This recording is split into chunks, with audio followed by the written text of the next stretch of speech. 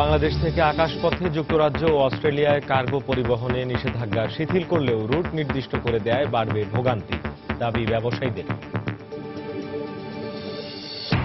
ব্রিটিশদের ইইউ থেকে ইউএ থাকার পক্ষে ভোট দেওয়ার আহ্বান নেটোর সাবেক 5 মহাসচিবের। জোট থেকে বের হয়ে যাওয়ার পক্ষে ভোট দেওয়ার আহ্বান লন্ডনের সাবেক মেয়রের। উত্তর কোরিয়ায় ক্ষমতাসীন ওয়ার্কার্স পার্টির কংগ্রেসে কিম জন উনকে দলের চেয়ারম্যান ঘোষণা। সপ্তম কংগ্রেসের সমাপ্তি উপলক্ষে জাঁকজমকপূর্ণ সমাবেশ অনুষ্ঠিত। এবং ফিলিপিন্সের প্রেসিডেন্ট নির্বাচনে দুর্নীতি বিরোধী নেতা রদ্রিগো জয়ী, পরাজয় মেনে নিলেন প্রতিদ্বন্দ্বী সিনেটর ক্রেসপোয়ে। নির্বাচনী সহিংসতায় নিহত 25।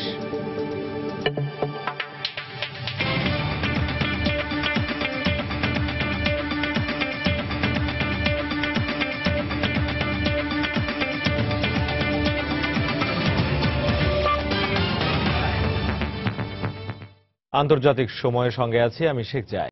যুক্তরাজ্য ও অস্ট্রেলিয়া বাংলাদেশ থেকে আকাশপথে কার্গো পরিবহনের উপর নিষেধাজ্ঞা শিথিল করলেও এয়ারলাইন্স নির্দিষ্ট করে দেয় ভোগান্তি বাড়বে বলে মত ব্যবসায়ীদের। বাংলাদেশ থেকে সবজি ও তরিতরকারি আমদানির ক্ষেত্রে অচলাবস্থার কোনো পরিবর্তন হবে না বলেও আশঙ্কা প্রকাশ করছেন তারা।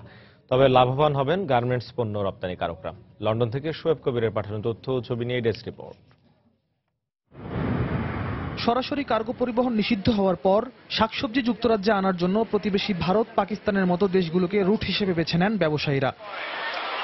এ অবস্থায় সোমবার যুক্তরাজ্য ও অস্ট্রেলিয়া কার্গো পরিবহনের নিষেধাজ্ঞা শিথিল করলেও বাংলাদেশ থেকে ব্রিটেনে পণ্য নিতে 3টি এয়ারলাইন্স নির্দিষ্ট করে দেয় শাকসবজি আমদানিকারকদের ভোগান্তি বাড়বে বলে জানালেন ব্যবসায়ীরা।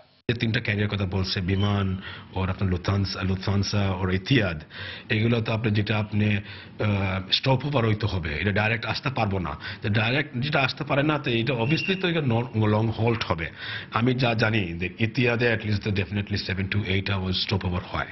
স্টপ ওভার হইলে এই যে আপনার যে বাইরে যে গরম, আপনি জানেন যে এয়ারপোর্টে তো আরো বেশি গরম হয়। হ্যাঁ, তো এই ক্ষেত্রে তারপর আপনার রিস্ক্যানিং হইতে হবে। তো রিস্ক্যানিং হইলে এগুলো আপনার রিহ্যান্ডলিং হইতে হয়। তো রিহ্যান্ডলিং হইলে that means fruits and vegetables গুলো যতটা আপনি হ্যান্ডলিং করবেন এগুলো আপনার নষ্ট হয়ে যায়। এই নিষেধাজ্ঞা শিথিলের ফলে শুধু গার্মেন্টস পণ্য আমদানিকারকরা লাভবান হবে বলে মনে করেন ব্রিটিশ বাংলাদেশ ইম্পোর্টস অ্যাসোসিয়েশনের সভাপতি। গার্মেন্টস সেক্টরে ওগুলা আসতে পারে, ওগুলা যদি অন্য দেশে নিয়ে স্ক্যানিং করে তাহলে সমস্যা নেই। কিন্তু যদি food product, allied food and fruits এগুলা যদি বাংলাদেশ থেকে যেভাবে শিথিল হয়েছে, আমি মনে করি এগুলা ভেজিটেবলের ক্ষেত্রে খুব একটা লাভবান হবে না। নিরাপত্তা ব্যবস্থা নিয়ে অসন্তোষের এক পর্যায়ে গত বছরের ডিসেম্বরে অস্ট্রেলিয়া বাংলাদেশ থেকে সরাসরি কার্গো ফ্লাইট নিষিদ্ধ করে। এরপর গত 8 মার্চ ব্রিটেনও ঢাকা থেকে সরাসরি কার্গো ফ্লাইট চলাচলে নিষেধাজ্ঞা আরোপ করে। সময় সংবাদ, লন্ডন। পানামা ভিত্তিক আইনি পরামর্শক প্রতিষ্ঠান মোসাক ফনসেকার কাছে সংরক্ষিত কর ফাঁকি ও সম্পদ পাচারে জড়িত বাংলাদেশের 5 প্রতিষ্ঠান ও অর্ধ শতাধিক ব্যক্তির নাম প্রকাশ করেছে আইসিআইজে। সোমবার পানামা পেপারস কেলেঙ্কারিতে জড়িত নতুন 2 লাখেরও বেশি ব্যক্তি ও প্রতিষ্ঠানের নাম প্রকাশ করা হয়। পূর্ব ঘোষণা অনুযায়ী সোমবার প্রকাশিত পানামা পেপারসে বাংলাদেশের 35টি ঠিকানা উল্লেখ করে International Consortium of Investigative Journalism ICIJ report প্রকাশ করে। তালিকায় থাকা বাংলাদেশের 5টি প্রতিষ্ঠানের মধ্যে রয়েছে Bangladesh Biman Corporation, Islamic Solidarity Shipping Company Bangladesh, Bangladesh Textile Agencies Limited, SR Bangladesh Holdings Private Limited এবং Telecom Development Company Bangladesh Limited. এতে বিশ্বের বিভিন্ন অঙ্গনের বিভিন্ন অফশোর কোম্পানির ব্যাংক হিসেবধারীর মধ্যে 625 জন কানাডার নাগরিকের নাম রয়েছে। পানামা ভিত্তিক এই আইনি প্রতিষ্ঠান কর ফাঁকি দেয়া ব্যক্তিদের আইনি সহায়তা দিত। ব্রিটিশদের ইউরোপীয় ইউনিয়নের সঙ্গে থাকার পক্ষে ভোট দেওয়ার আহ্বান জানিয়েছেন নেটোর সাবেক 5 মহাসচিব। একই পরামর্শ দিয়েছেন 13 জন সাবেক মার্কিন পররাষ্ট্রমন্ত্রী। ব্রিটেন ইইউ থেকে বের হয়ে গেলে এই অঞ্চলের স্থিতিশীলতা নষ্ট হতে পারে। ক্যামেরনের এমন মন্তব্যের পরপরই তাদের পক্ষ থেকে এই প্রতিক্রিয়া দেখানো হলো। তবে ক্যামেরনের বক্তব্য উড়িয়ে দিয়ে ব্রিটেনের অর্থনীতি আরও শক্তিশালী করতে ব্রিটিশদের ইইউ থেকে বের হয়ে যাওয়ার পক্ষে ভোট দেওয়ার আহ্বান জানিয়েছেন লন্ডনের সদ্যবিদায়ী মেয়র বরিস জনসন। আগামী মাসে ব্রিটেনের ইইউতে থাকা না থাকার বিষয়ে অনুষ্ঠেয় গণভোটকে সামনে রেখে সোমবার লন্ডনে পূর্ব নির্ধারিত এক ভাষণে যুক্তরাজ্যকে জোটে রাখার পক্ষে ভোট দেওয়ার আহ্বান জানান ব্রিটিশ প্রধানমন্ত্রী। জননিরাপত্তা নিশ্চিত করতে এবং বিশ্ব দরবারে ব্রিটেনের ভাবমূর্তি আরো উজ্জ্বল করতে দেশটির ইইউর সঙ্গে থাকার বিকল্প নেই বলে মন্তব্য করেন Cameron. For Britain to remain a member of the European Union. বিচ্ছিন্ন হয়ে কেউ কোনোদিন সফলতা অর্জন করতে পারেনি। যারা ব্রিটেনের ইইউ থেকে বের হয়ে যাওয়ার পক্ষে প্রচারণা চালাচ্ছেন তারা দেশকে অনেক বেশি ঝুঁকির মুখে ফেলছেন। আপনারা যদি দেশকে ভালোবাসেন, দেশকে নিরাপদ রাখতে চান, তবে ইইউর সঙ্গে থাকার পক্ষে ভোট দিন। ব্রিটিশ প্রধানমন্ত্রীর বক্তব্যকে সমর্থন জানিয়ে বিরোধী দল লেবার পার্টির প্রধান জেরেমি করবিনও তার দলের সমর্থকদের ব্রিটেনকে ইইউতে রাখার পক্ষে ভোট দেওয়ার আহ্বান জানিয়েছেন। জোটে থাকার বিষয়ে নানা সমালোচনা হলেও সার্বিক বিবেচনায় ইইউর সংস্কারের মধ্য দিয়ে ব্রিটেনের ইইউর সঙ্গে থাকা উচিত বলেও মন্তব্য করেন তিনি। এদিকে ব্রিটেন ইইউ থেকে আলাদা হয়ে গেলে পাশ্চাত্যের শত্রুপক্ষ বেশি উপকৃত হবে বলে সতর্ক করেন ন্যাটোর সাবেক 5 মহাসচিব। ব্রিটিশ দৈনিক দ্য টেলিগ্রাফকে লেখা সাবেক ন্যাটো প্রধান Lord George Robertson, Jaap de Hoop এবং আন্দ্রে ফগ রাসমুসেন স্বাক্ষরিত এক চিঠিতে ব্রিটেনকে ইইউতে থাকার পরামর্শ দেয়া হয়। একইভাবে ব্রিটিশদের ব্রেক্সিটের পক্ষে ভোট না দিতে দ্য টাইমসে লেখা এক চিঠিতে আহ্বান জানান যুক্তরাষ্ট্রের 13 জন সাবেক পররাষ্ট্রমন্ত্রী।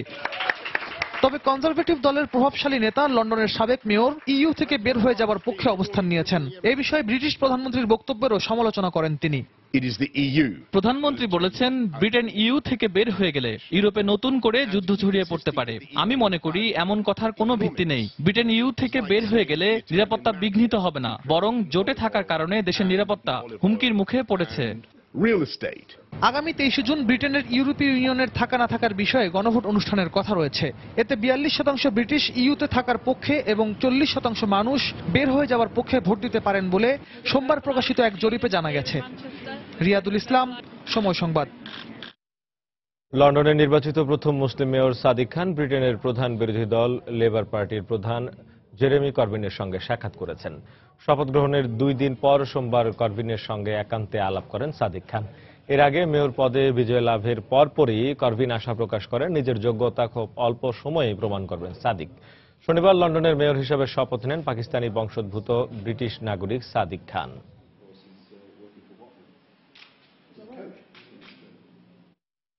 উত্তর কোরিয়ায় ক্ষমতাসীন ওয়ার্কার্স পার্টির ঐতিহাসিক 7ম কংগ্রেসের সমাপ্তি উপলক্ষে মঙ্গলবার জাঁকজমকপূর্ণ সমাবেশের আয়োজন করা হয়। এতে সভাপতিত্ব করেন দেশটির সর্বোচ্চ নেতা কিম জং উন। কংগ্রেসের শেষ দিন কিম জং উন দলের চেয়ারম্যান হিসেবে পদোন্নতি পান। এছাড়াও অর্থনীতির উন্নয়নে 5 বছরের পরিকল্পনা গ্রহণ করা হয়। দলের চেয়ারম্যান হওয়ার পর কিম জং উনকে অভিনন্দন জানান উত্তর কোরিয়ার বন্ধু রাষ্ট্র চীনের প্রেসিডেন্ট শি জিনপিং।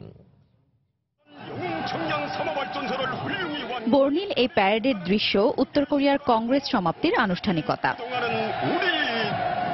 36 বছর পর দেশটির ক্ষমতাসীন ওয়ার্কার্স পার্টির 7ম কংগ্রেসের সমাপ্তি উপলক্ষে মঙ্গলবার জাঁকজমকপূর্ণ এই সমাবেশের আয়োজন করা হয়। পিয়ংইয়ং এর কিম ইল সাং স্কোয়ারে নানা রঙের পতাকা উড়িয়ে নির্মাণশৈলী সরাসরি দেখানো হয় দেশটির রাষ্ট্রীয় টেলিভিশন KRTতে। এই আয়োজনে সভাপতিত্ব করেন দেশটির সর্বোচ্চ নেতা কিম জং উন। সমাবেশে বক্তব্য রাখতে গিয়ে presidium of supreme people assembly Kim young NAM সর্বোচ্চ নেতা কিম জং উনের প্রশংসা করেন। কেন্দ্রীয় কমিটি জনগণকে প্রাণঢালা অভিনন্দন জানিয়েছে। যে সেনারা কংগ্রেসকে মহিমান্বিত করেছেন তাদেরকেও অভিনন্দন। আমাদের মহান নেতা দীর্ঘজীবী হন। এর আগে সোমবার কংগ্রেসের শেষ দিনে কিম জং উনকে দলের ফার্স্ট সেক্রেটারি থেকে চেয়ারম্যান ঘোষণা করা হয়। এদিন পারমাণবিক অস্ত্র সক্ষমতা আরও বাড়ানোর ঘোষণা আসে। 4 দিন ব্যাপী কংগ্রেসে দেশটির অর্থনীতিকে পুনরুজ্জীবিত করতে 5 বছর ব্যাপী পরিকল্পনা গ্রহণ করা হয়। সবশেষে আনুষ্ঠানিকভাবে 7ম কংগ্রেসের সমাপ্তি ঘোষণা করেন কিম জং উন। এদিকে কিম জং উন চেয়ারম্যান পদ লাভের পর তাকে অভিনন্দন জানান বন্ধুরাষ্ট্র চীনের প্রেসিডেন্ট শি জিনপিং। যদিও কংগ্রেস থেকে পারমাণবিক অস্ত্র সক্ষমতা আরও বাড়ানোর ঘোষণার পর দেশটিকে পরমাণু কর্মসূচি বন্ধ করে কোরীয় উপদ্বীপে স্থিতিশীলতা রক্ষার আহ্বান জানায় চীন। 2011 সালে বাবার হঠাৎ মৃত্যুর পর ক্ষমতায় আসেন কিম জং উন। দেশটিতে বিদেশি সাংবাদিক প্রবেশের ব্যাপারে নিষেধাজ্ঞা থাকলেও কংগ্রেস উপলক্ষে 100-রও বেশি সাংবাদিককে আমন্ত্রণ জানানো হয়। পিয়ংইয়ংয়ে 5 দিন শিরোনামে এবিসি নিউজে একটি প্রতিবেদন হয়েছে, যেখানে সাংবাদিক বলেছেন তাদেরকে যা দেখানো হয়েছে তা পুরোটাই সাজানো, ভেতরের আসল অবস্থা জানতে দেওয়া হয়নি তাদের। প্রতিবেদনে আরো বলা হয়, যে দেশের 84% মানুষ দারিদ্র্যসীমার নিচে বসবাস করছে সে দেশের একটি সুখী সমৃদ্ধ চিত্র তুলে ধরা হয়েছে সাংবাদিকদের সামনে। দেশের ভেতরের অবস্থা নিয়ে প্রতিবেদন করায় কিম জং উন অসন্তোষ হয়ে বিবিসির এক সাংবাদিককে বহিষ্কারও করেছেন। হাফসাতুন্নেসা, সময় সংবাদ। আন্তর্জাতিক সময় আরো দেখবেন। ব্রাজিলের প্রেসিডেন্ট দিলমা রোসেফের অভিশংসন প্রক্রিয়া নিয়ে জটিলতা, সরকার পক্ষ বিরোধীদের পাল্টাপাল্টি বিক্ষোভ। ফিলিপিন্সের প্রেসিডেন্ট নির্বাচনের প্রাথমিক ফলাফলে জয় পেয়েছেন দুর্নীতিবিরোধী নেতা রদ্রিগো ডুতের্তে। তার নিকটতম প্রতিদ্বন্দ্বী জনপ্রিয় সিনেটর গ্রেস পোয়ে এরই মধ্যে পরাজয় মেনে নিয়েছেন। এদিকে নির্বাচনী সহিংসতায় অন্তত 25 জন নিহত হওয়ার খবর জানিয়েছে দেশটির গণমাধ্যম। ফিলিপিন্সে সোমবারের নির্বাচনের মধ্য দিয়ে প্রেসিডেন্টের পাশাপাশি একজন ভাইস প্রেসিডেন্ট ও স্থানীয় 18,000 কর্মকর্তা নির্বাচিত করতে ভোট দেন ভোটাররা। ফিলিপিন্সের প্রেসিডেন্ট নির্বাচনের মধ্য দিয়ে ম্যানিলার প্রেসিডেন্ট প্রাসাদে বসতে যাচ্ছেন দাভাও শহরের 22 বছর ধরে মেয়রের দায়িত্ব পালন করা রদ্রিগো দুতের্তে। তিনি পিডিবি লাবান দলের সদস্য। প্রাথমিক ফলাফলের ভিত্তিতে সোমবার নির্বাচনে 40%-রও বেশি ভোট পড়েছে রদ্রিগোর ঝুলিতে। এখনো আনুষ্ঠানিক ফল প্রকাশ করা না হলেও পরবর্তী প্রেসিডেন্ট হিসেবে দুতের্তেকে মেনে নিয়ে পরাজয় স্বীকার করে নিয়েছেন প্রতিদ্বন্দ্বী প্রার্থী গ্রেস পোয়ে। আমরা নির্বাচনে জেতার জন্য সবকিছুই করেছি, কিন্তু দেশের জনগণ প্রেসিডেন্ট পদে রদ্রিগো দুতের্তেকে সমর্থন দিয়েছে। আমার দল এবং সমর্থকদের বলতে চাই, আপনারা আশাহত হবেন না, আমরা জনগণের পাশে সবসময় থাকব। প্রাথমিক ফল প্রকাশের আগে দেওয়া বক্তব্যে ফিলিপিন্সের অর্থনৈতিক সংস্কার সহ দুর্নীতি দমনের মাধ্যমে দেশের স্থিতিশীলতা প্রতিষ্ঠার প্রতিশ্রুতি দেন রদ্রিগো দুতের্তে। সেই সঙ্গে দক্ষিণ চীন সাগরে বিরোধ কমিয়ে আনার লক্ষ্যে বেইজিং এর সঙ্গে দ্বিপক্ষীয় বৈঠকে বসারও প্রতিশ্রুতি দেন তিনি। আমি মনে করি এখন কেউই যুদ্ধে জড়াতে চায় না। ঠিক এই কারণেই আমরা প্রত্যেকটি দেশের সাথে সম্পর্ক রাখতে চাই। আমি চীনকে জানাতে চাই, দ্বিপাক্ষিকভাবে কোনো সমাধান চাইলে আমরা সবসময় প্রস্তুত থাকব। অন্যদিকে ফিলিপিন্সের প্রেসিডেন্ট পদে সৎ এবং যোগ্য ব্যক্তিকে দেখতে চান অধিকাংশ ফিলিপিন্স নাগরিক। তবে ফলাফলের স্বচ্ছতা নিয়ে শঙ্কা প্রকাশ করেছেন তারা। আমার ভোটটি ঠিক প্রার্থীকে নির্বাচন করবে কিনা তা নিয়ে আমি শঙ্কিত, কারণ গত 100 বছর ধরে এমন হচ্ছে। যদিও সেনাবাহিনী নির্বাচন কমিশন জানিয়েছে ভোট চুরি বন্ধ করবে, তারপরেও আশঙ্কা থেকেই যায়। এদিকে নির্বাচনী সহিংসতা প্রতিরোধে আগামী জুন মাসের 8 তারিখ পর্যন্ত সব ধরনের আগ্নেয়াস্ত্র নিষিদ্ধ করেছে দেশটির আদালত। এরপরও নির্বাচনের দিন একটি ভোট কেন্দ্রে বন্দুকধারীর হামলায় অন্তত 10 জন নিহত হয়েছে বলে জানায় সেখানকার স্থানীয় গণমাধ্যম। নির্বাচনী প্রচারণার সময় সহিংসতায় 15 জন নিহত হয় বলে জানায় দেশটির পুলিশ বিভাগ। শাশ্বত সত্য, সময় সংবাদ। দক্ষিণ চীন সাগরে বিতর্কিত থিতু দ্বীপটিকে নিয়ে নিজেদের দাবি করে সোমবার ভোট দিয়েছে 2 শতাধিক ফিলিপিনো। দ্বীপটির মালিকানা নিয়ে আয়োজিত এই নির্বাচনের মাধ্যমে ওই অঞ্চলে ফিলিপিন্সের সার্বভৌমত্ব প্রতিষ্ঠা পেয়েছে বলে জানান কালায়ানের মেয়র ইউজেনিও বিতো অনন। থিতু দ্বীপটি বিতর্কিত স্পার্টলি দ্বীপপুঞ্জের একটি অংশ, যা স্থানীয়ভাবে পেগাসা তাগালোগ নামে পরিচিত। দ্বীপটিতে এখন পর্যন্ত কোনো অপরাধের রেকর্ড না থাকায় এটিকে সবচেয়ে শান্তিপূর্ণ অঞ্চল বলে দাবি করা হয়। দক্ষিণ চীন সাগরের অধিকাংশ এলাকা চীন নিজেদের মালিকানাধীন দাবি করায় এর জলসীমা নিয়ে ফিলিপিন্স, ভিয়েতনাম, মালয়েশিয়া, তাইওয়ান ও ব্রুনেইয়ের মধ্যে দীর্ঘদিন ধরে বিরোধ চলে আসছে।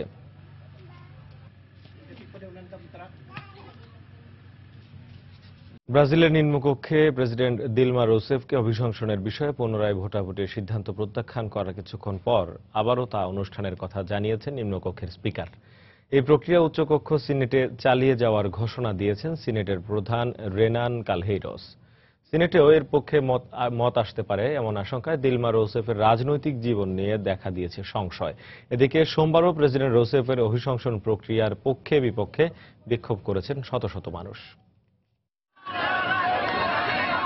সোমবারও বিক্ষোভকারীদের স্লোগানে মুখর হয়ে ওঠে ব্রাজিলের সাও পাওলোর রাজপথ। প্রেসিডেন্ট দিলমা রুসেফের অভিশংসনের দাবিতে বিক্ষোভ করে প্রায় 1000 বিক্ষোভকারী। পাল্টা বিক্ষোভ করে রুসেফের দল ওয়ার্কার্স পার্টির সমর্থকরাও। দিলমা রুসেফের বিচার আদালতে একটি প্রক্রিয়ার মধ্য দিয়ে এগিয়ে যাবে, কিন্তু আমরা রুসেফের সমর্থনে আন্দোলন চালিয়ে যাব। তিনি গণতান্ত্রিক প্রক্রিয়ায় এদেশে প্রেসিডেন্ট নির্বাচিত হয়েছিলেন। রুসেফের অভিশংসন প্রস্তাবের বিষয়ে যখন পাল্টাপাল্টি আন্দোলন অব্যাহত রয়েছে রাজপথে, তখন পার্লামেন্টের ভেতরেও চলছে তার অভিশংসন নিয়ে বিতর্ক। সোমবার পদ্ধতিগত ত্রুটি থাকায় রুসেফের অভিশংসন প্রস্তাব বাতিল করে নিম্নকক্ষে নতুন করে ভোটাভুটির আহ্বান করেন অন্তর্বর্তীকালীন স্পিকার ওয়ালদির মারানহো।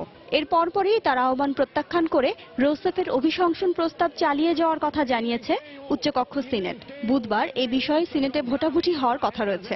প্রস্তাবটি সিনেটের 2/3 সদস্য সমর্থন পেলে বিচারের মুখোমুখি হতে হবে রুসেফকে। বিচার চলাকালে স্থায়ীভাবে পদচ্যুত হবেন তিনি। আর সিনেটে অভিশংসন কার্যক্রম চলাকালে নিজেকে নির্দোষ প্রমাণের জন্য 2বার আবেদন করতে পারবেন রুসেফ। এর আগে স্পিকার মারানহোর নিম্নকক্ষে নতুন করে ভোটাভুটির আহ্বানের পর তার সমর্থকদের সতর্ক থাকার আহ্বান জানিয়েছেন রোসেফ। প্রাতিষ্ঠানিকভাবে এ ব্যাপারে আমাদের এখনো কিছু জানানো হয়নি। আমি এর ফলাফল জানি না, তাই সবাইকে সতর্ক হতে হবে। আমরা নানা ধরনের ষড়যন্ত্রের শিকার। আমাদের এখন এই পরিস্থিতির সঙ্গে লড়াই করতে হবে।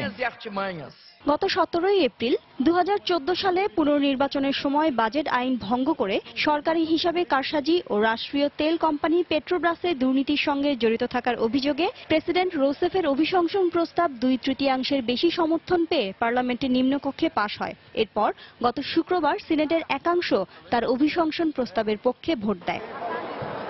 শিরিন আক্তার, সময় সংবাদ।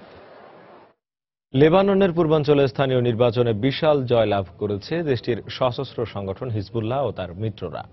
প্রতিবেশী সিরিয়ায় সন্ত্রাস বিরোধী লড়াইয়ে অংশ নেয়ার কারণে হিজবুল্লাহর প্রতি জনগণের সমর্থন বেড়েছে বলে ধারণা করা হচ্ছে। সোমবার হিজবুল্লাহর উপপ্রধান শেখ নাইম কাসেম জানান, বেকা এলাকার পৌর নির্বাচনে 143টি আসনের মধ্যে 80টি আসনে প্রতিদ্বন্দ্বিতা করে প্রায় সবকটি আসনে জয়লাভ করেছে হিজবুল্লাহ ও তার মিত্ররা। এটিকে তিনি তাদের পূর্ণাঙ্গ বিজয় বলে মন্তব্য করেছেন। তিনি আরো বলেন, ওই অঞ্চলের মাত্র 6টি আসনে জয় পেয়েছে প্রতিদ্বন্দ্বীরা। রাজধানী বৈরুতেও পৌর নির্বাচন হয়েছে। প্রাথমিক ফলাফল অনুসারে সেখানে সাবেক প্রধানমন্ত্রী সাদ হারিরির নেতৃত্বাধীন পশ্চিমাপন্থী জোট বিজয়ী হয়েছে।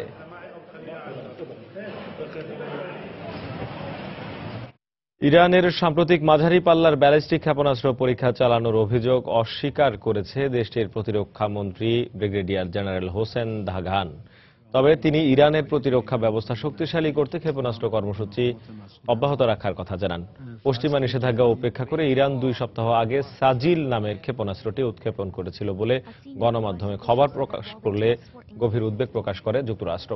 ইরানের সেনাবাহিনীর উপপ্রধানের বরাত দিয়ে গণমাধ্যম জানায়, 2000 কিলোমিটার রেঞ্জের এই ক্ষেপণাস্ত্রটি ইসরায়েল সহ মধ্যপ্রাচ্যের বেশ কয়েকটি দেশে হামলা চালাতে সক্ষম। তবে ইরানের প্রতিরক্ষা মন্ত্রী তা অস্বীকার করায় এই বিষয়ে তদন্তের কথা জানায় হোয়াইট হাউস। ইউরোপে তুর্কি নাগরিকদের ভিসামুক্ত চলাচল নিশ্চিত করতে দেশটি তাদের সন্ত্রাস আইনের পরিবর্তন আনার পাশাপাশি গুরুত্বপূর্ণ কয়েকটি নীতিমালা বাস্তবায়নের বিষয়ে সম্মত হয়েছে। জুনের আগে ইইউ এর এসব শর্ত পূরণ করা হবে বলে জানায় তুরস্কের পররাষ্ট্র মন্ত্রণালয়। এদিকে জার্মানি চলতি বছরের মধ্যে 10 লাখ অভিবাসীর আশ্রয়ের প্রক্রিয়া সম্পন্ন করার কথা জানিয়েছে। স্লোভাকিয়ায় অবৈধভাবে প্রবেশ করতে গিয়ে সীমান্তরক্ষীদের গুলিতে গুরুতর আহত হয়েছেন এক অভিবাসী তরুণী।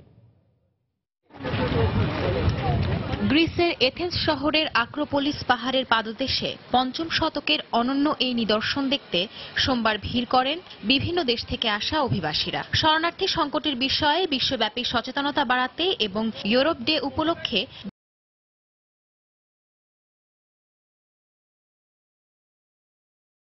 সংস্কৃতি বিষয়ক মন্ত্রী অভিবাসীদের গ্রিক ইতিহাসের সঙ্গে পরিচয় করিয়ে দেন। ইউরোপ মানেই শান্তি, ঐক্য ও সহনশীলতা।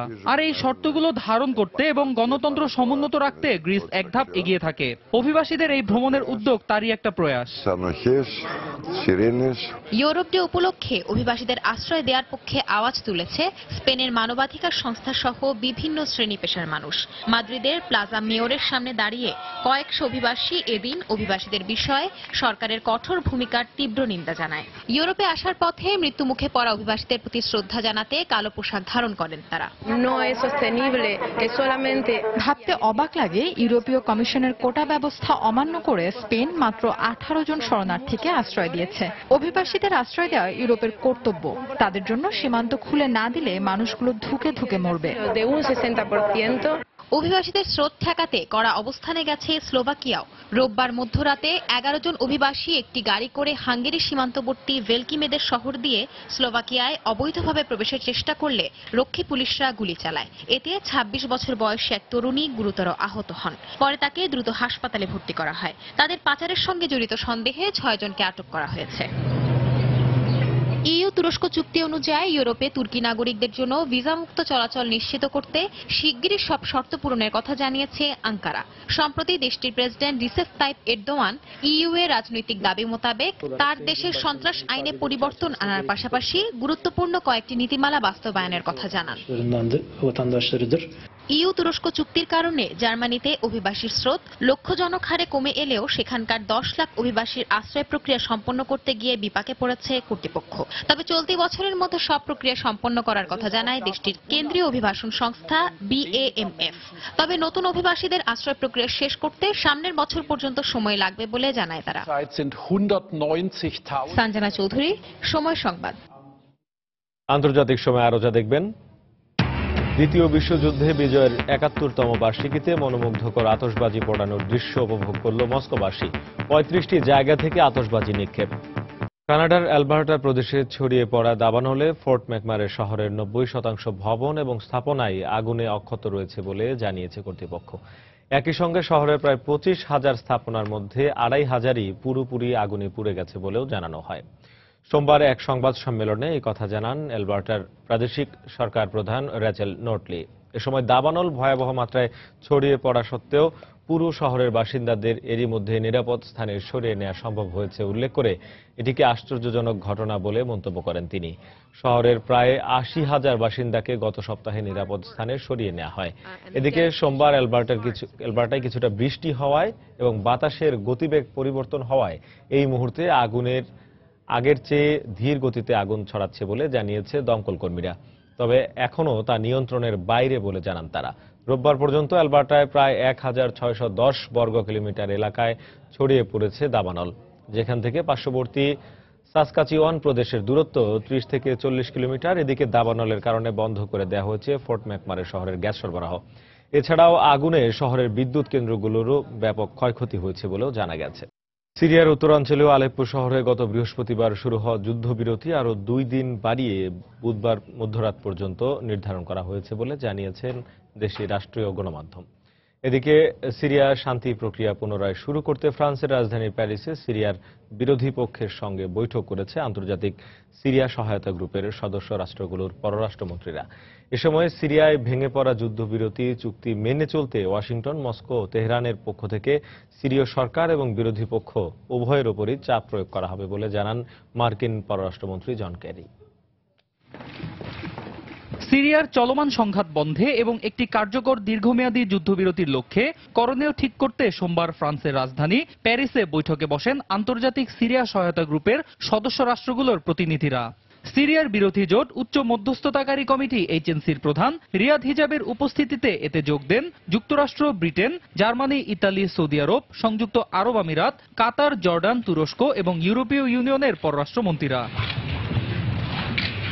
এ সময় গত কয়েক সপ্তাহ ধরে সিরিয়ার আলেপ্পো শহরে সরকার ও বিদ্রোহীদের মধ্যে চলা সংঘাত বন্ধের ওপর মূলত দেশটিতে পুনরায় যুদ্ধবিরতি কার্যকরের বিষয়টি নির্ভর করছে বলে মন্তব্য করেন মার্কিন পররাষ্ট্রমন্ত্রী জন কেরি। একই সঙ্গে দেশটিতে যুদ্ধবিরতি কার্যকর নিশ্চিত করার বিষয়টি মূলত যুক্তরাষ্ট্র, রাশিয়া ও ইরান, বিদ্রোহী ও সরকার সমর্থিত এই 3টি দেশের উপর নির্ভর করছে বলেও জানান তিনি।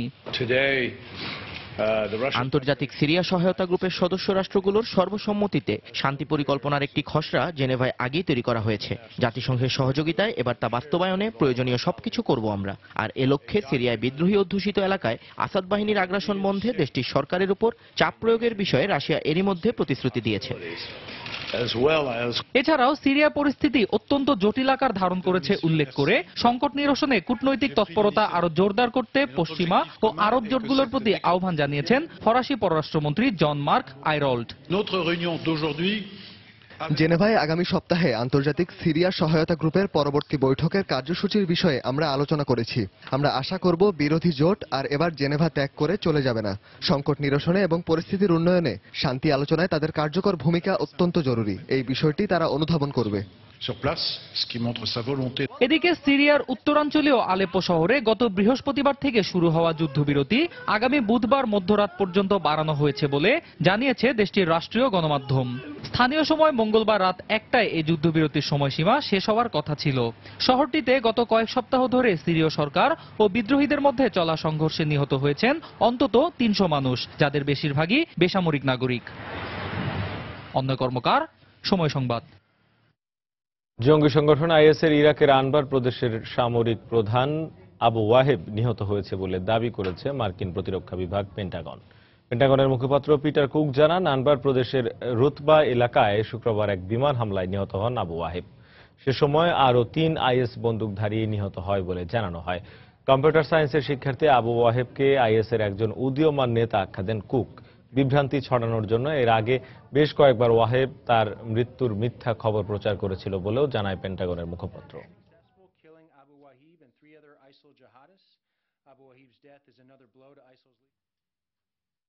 সোমালিয়ার রাজধানী মোগাদিসুতে আত্মঘাতী বোমা হামলায় নিহত হয়েছে অন্তত 3 জন। এই ঘটনায় কমপক্ষে 8 জন আহত হয়েছে বলে জানিয়েছে রয়টার্স। সোমবার মোগাদিসু শহরে ট্রাফিক পুলিশ সদর দপ্তরের সামনে 2 আত্মঘাতী হামলাকারী বোমা হামলা চালায় বলে জানান তারা। এ সময় ঘটনাস্থলেই 3 পুলিশ কর্মকর্তার মৃত্যু হয়। অন্যদিকে আরেক হামলাকারীকে গুলি করে হত্যা করে সোমালিয়ার পুলিশ। এদিকে এই আত্মঘাতী বোমা হামলার দায় স্বীকার করে বিবৃতি দিয়েছে জঙ্গি গোষ্ঠী আল শাবাব।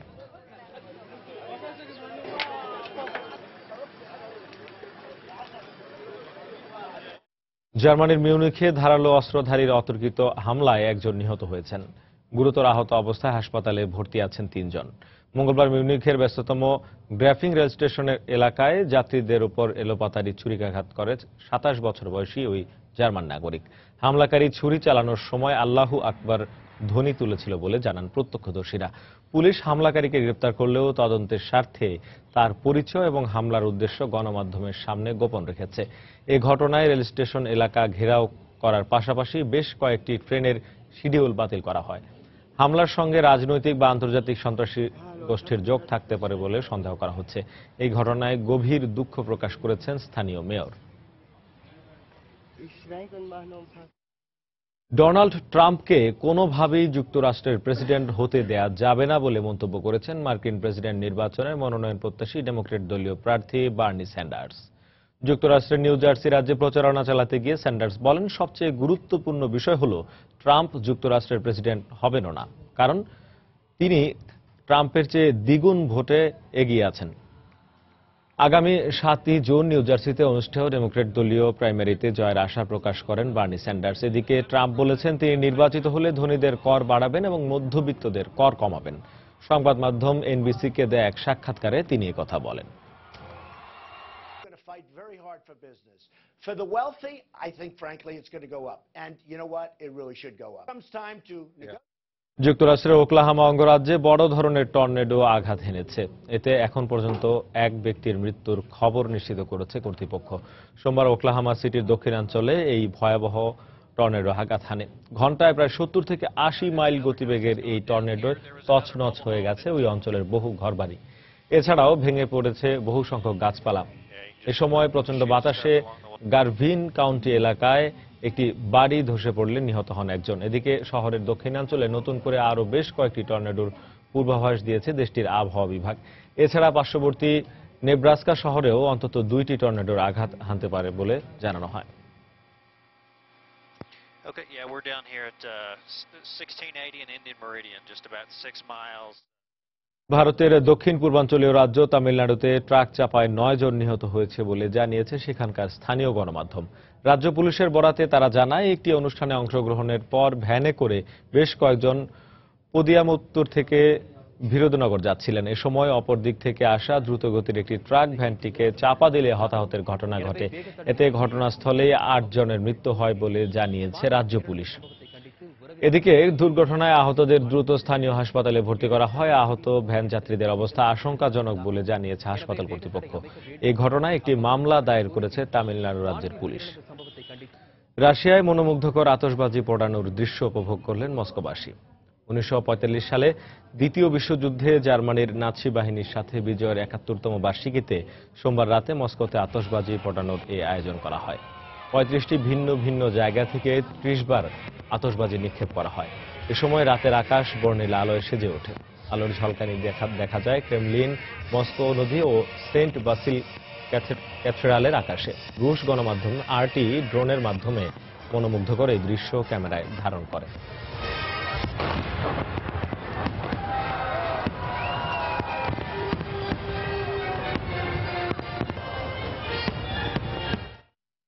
খাদ্য পানীয়র অভাব, প্রতিকূল আবহাওয়া, সীমান্ত পুলিশের সঙ্গে ধাওয়া পাল্টা ধাওয়া, এমনই এক বাস্তবতায় দিন পার করছে গ্রিসের ইদোমেনি শহরের শরণার্থীরা। কিন্তু এর মধ্যেও বিয়ের বন্ধনে আবদ্ধ হন এক শরণার্থী দম্পতি। অতিথি ছিলেন ক্ষণিকের পরিচিত অভিবাসীরাই। অভাব, অনটন, অনিশ্চয়তার মাঝেও ভাগ্যবঞ্চিত এই মানুষগুলো নেচে গেয়ে জীবনকে কিছু সময় উপভোগ্য করে তোলেন। কিছু সময়ের জন্য ভুলে যান যুদ্ধের ভয়াবহতাকে। বিয়ের আনন্দধ্বনিতে উচ্ছ্বসিত হয়ে ওঠে মেসিডোনিয়ার সীমান্তবর্তী গ্রিসের ইদোমিনি সীমান্তের এই শরণার্থী শিবিরের মানুষেরা। সীমান্ত অতিক্রমের অপেক্ষায়, প্রতিকূল আবহাওয়ায় দিনের পর দিন অপেক্ষা, পুলিশের সঙ্গে ধাওয়া পাল্টা ধাওয়া, খাবার পানীয় ও আশ্রয়ের অভাব, এমন নিদারুণ বাস্তবতার ভিড়ে বিয়ের এই অনুষ্ঠান রূপকথার গল্পের মতোই ধরা দিয়েছে অভিবাসীদের কাছে। অন্য সবার মতো ধুমধাম আয়োজনে বিয়ের পিঁড়িতে বসার স্বপ্ন দেখেছিলেন সাহের ও রোকাইয়া, কিন্তু সিরিয়ার যুদ্ধবিগ্রহে লণ্ডভণ্ড হয়ে যায় সবকিছু। শেষমেশ শরণার্থী হিসেবে আশ্রয় মেলে এই শিবিরে। জার্মানি গিয়ে বিয়ের সিদ্ধান্ত নিলেও সীমান্ত অতিক্রম অনিশ্চিত হয়ে পড়ায় এখানেই আংটি বদলের সিদ্ধান্ত নেন তারা। একে স্বাগত জানিয়ে বিয়ের আয়োজনে ব্যস্ত হয়ে পড়েন অন্য অভিবাসীরা। খুব ইচ্ছা ছিল পরিবারের সবাইকে নিয়ে বিয়ের অনুষ্ঠান করব, কিন্তু আমার কোনো দুঃখ নেই। এই শিবিরের সবাই আমার পরিবারের মতোই। ক্ষণিকের পরিচিত এই অভিবাসীরা আর্থিক সংকটের কারণে নবদম্পতিকে কোনো উপহার দিতে না পারলেও পরম আপনজনের মতো ঢেলে দিয়েছেন সবটুকু। যৎসামান্য উপকরণ দিয়েই তারা সাজিয়ে তোলেন বরকনের তাঁবুটি। মোবাইলে গান বাজিয়ে, আগুন জ্বালিয়ে ঐতিহ্যবাহী নাচে মেতে ওঠেন তারা। স্থানীয় কর্তৃপক্ষের কাছেও বিয়ের খবর পৌঁছে যায়। সঙ্গে সঙ্গে তিনি শুভকামনা সহ পাঠিয়ে দেন কনের জন্য এক জমকালো বিয়ের পোশাক। এই গৃহহারা মানুষগুলো খুব অসহায়। এই দুর্বিষহ জীবনে তারাও আনন্দ করতে চায়। বিয়ের সাজসজ্জা হয়েছে এই শিবিরের ভেতরেই। সাদা কালো আনকোরা এই বিয়ের আয়োজন নিয়ে কোনো দুঃখ নেই নবদম্পতির, বরং অপ্রাপ্তির মাঝে থেকেও উজ্জ্বল ভবিষ্যতের স্বপ্ন দেখেন তারা। সঞ্জনা চৌধুরী, সময় সংবাদ।